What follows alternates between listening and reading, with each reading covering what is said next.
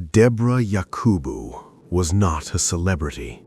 She wasn't a politician. She wasn't trying to start a movement. She was just a student, a young woman studying home economics at the Shehu Shagari College of Education in Sokoto, Nigeria, focused on her classes, her future, and the simple hope that education could lead to a better life. Like most students, Deborah spent her days moving between lectures, conversations with friends, and WhatsApp group chats where classmates shared notes, jokes, frustrations, and sometimes opinions that reflected how different and divided Nigeria can be. It was inside one of those ordinary WhatsApp groups that Deborah's life took a tragic turn. A fellow student shared a religious post about Islam. Deborah responded with a short voice note. What she said, or what people believed she said, was quickly labeled blasphemy. In minutes, misunderstanding turned into outrage.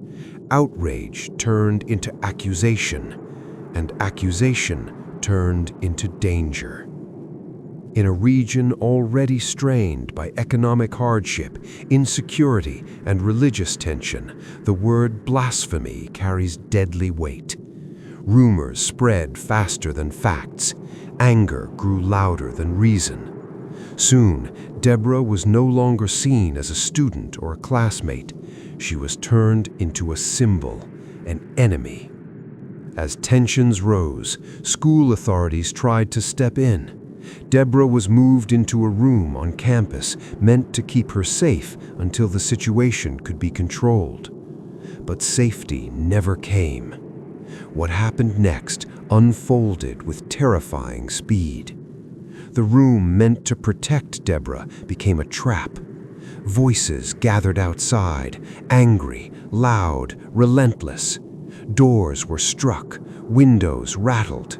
Any hope that authority or reason would intervene dissolved as the crowd forced its way inside. Deborah was pulled out into the open. At that point, the situation was no longer about words or a WhatsApp message. It had become something far more dangerous, a collective loss of restraint. Hands grabbed at her clothes. She stumbled, she fell, and when she did, the crowd closed in. Blows came from all directions. There was no single attacker, no single moment where it could stop. Each strike was followed by another, fueled by shouting, chanting, and the anonymity of the mob. In that chaos, responsibility disappeared. No one was in charge. Everyone was involved. The noise was overwhelming, voices raised in anger, in zeal, in excitement. A human life was being extinguished in the middle of it all, yet the crowd only grew louder.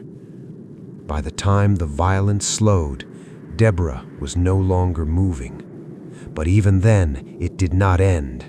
Her body was dragged and surrounded.